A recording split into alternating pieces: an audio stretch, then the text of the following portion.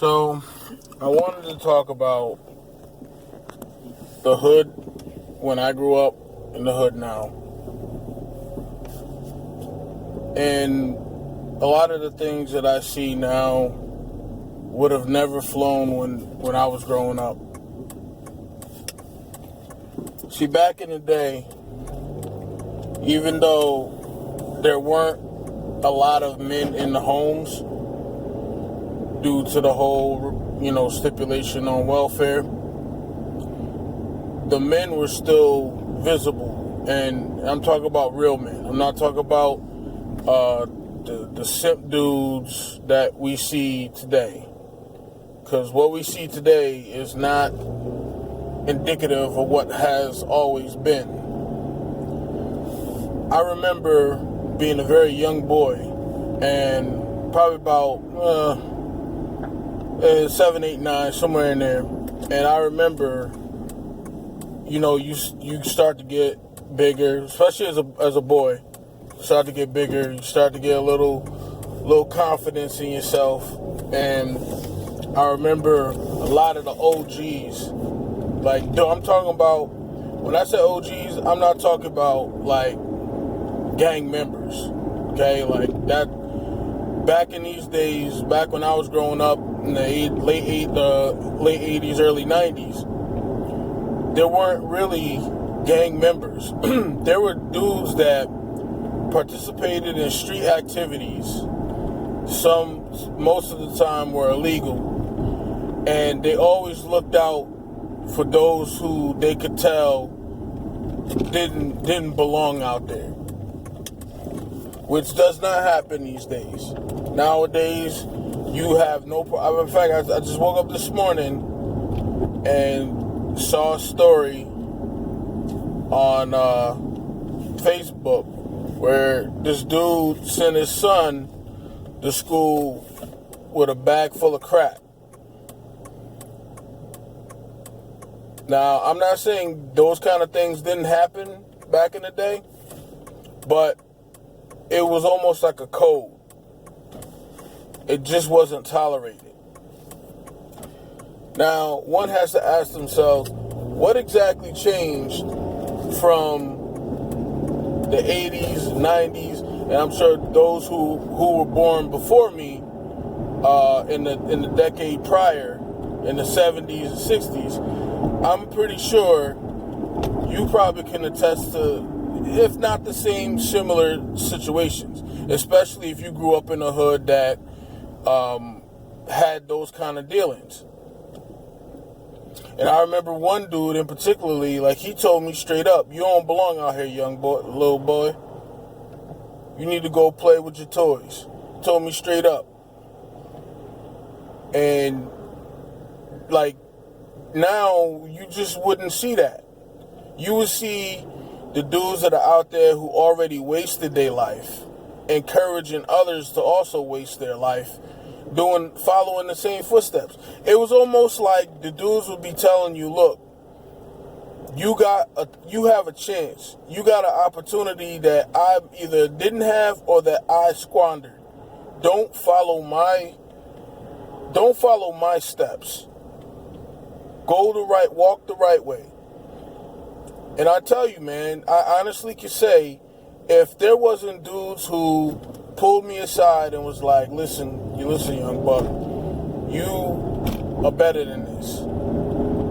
And it's crazy because these were the same dudes like I was trying to impress, right? But they're telling me, nah, you better than I am. Like, it was a weird, like, as a little kid, young man, to hear that someone you look up to or that you admired or that, because when you're a young kid and you grow up in the hood, you see the dude who got the power, who got the respect, and you look up to that. It's just a natural thing.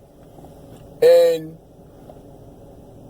to kind of hear that from someone that you have so much respect for, it's kind of like, wow, well, maybe I do have, it kind of make you rethink things a little bit, But you look at what's going on now, and you look at the situation that is in every hood, in every city around this country, and I'm sure probably around the world wherever there are black people. And you say to yourself, what happened from that point where you have real, and when I say real men, I'm just saying men who had some form of, who had a little bit of morality, even if their lifestyle was contradicting what they were saying or the morality that they were trying to have. They at least had enough to say, look, we don't need the young kids out here doing this, seeing this, being a part of this. This is our thing.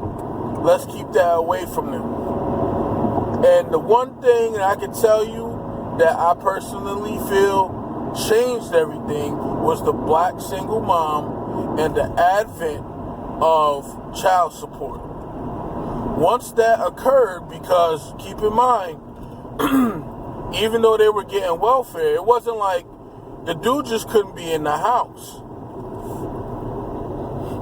But it wasn't like the dude wasn't taking care of his kids. It was a very rare instance where dudes weren't, at least where I came from, where the men just totally abandoned their family. But once they gave women that extra card to play to kind of jackhammer the man, they jumped at it without even hesitating. And to me, that's one of the elements that made the real dudes, the OGs, kind of scatter and leave it be, because they were offering a service. They were being in their children's lives. Like I said, in the hood that I grew up in, I can't call it for other hoods. All I can say is the hood that I grew up in, there was always a man you could look to and kind of have some type of guidance from. Didn't mean he was, walking the perfect life like, like Jesus or something like that. Excuse me. But at the end of the day, he knew enough right from wrong to kind of steer you in the right direction. And now these boys have been solely raised up by women, and they don't know any better because the women get away with more than the men. So they think they can get away with the same thing too, because why? They saw their mama get away with it. And now the hood is basically degenerated into the 15th level of hell, and now you can't even call out the obvious without somehow being a bad person. But where are the new OGs that are telling the young kids, listen, stay in school, get your education, get up out the hood? Because see, that's one of the main reasons why I decided once I got to a certain level, I was leaving the hood and never looking back. And a lot of it came from the fact that a lot of the OGs would talk about doing it, but for whatever reason, their reasoning was they just couldn't do it. They were in too deep, or whatever the case may be, or they just enjoyed the lifestyle and didn't want to give it up. I don't know. But I always felt like once I had an opportunity to get out, I was getting out. I wasn't looking back. And there's no male figures that encourage it, because they're raised by women, entitled women at that, and then they always say, well, once you leave the hood, you need to give back. Well, give back to what and give back to who? You? Children that I didn't create? Like, who am I giving back to if I'm successful? I could give you opportunities. I could help you formulate relationships, but who and what am I in particularly giving back to? So one needs to ask that question, or at least beg to ask the question, who am I giving back to? And why is it necessary that I give back to you when you haven't earned the opportunity to be given back to?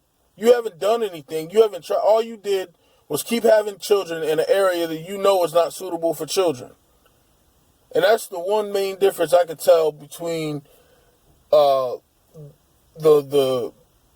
I would say the irresponsible women of the era when I grew up and the irresponsible women of this era. They at least tried to get their children out of a bad neighborhood once they had them. Now that's kind of still ass backwards. You would think you'd get out first, then have children, but at least they would try to get their children out of a bad neighborhood once they had them. These mothers nowadays don't care. They don't even have an interest in trying to preserve their children's future or lives. And that's just kind of my quick take on the hood then and the hood now.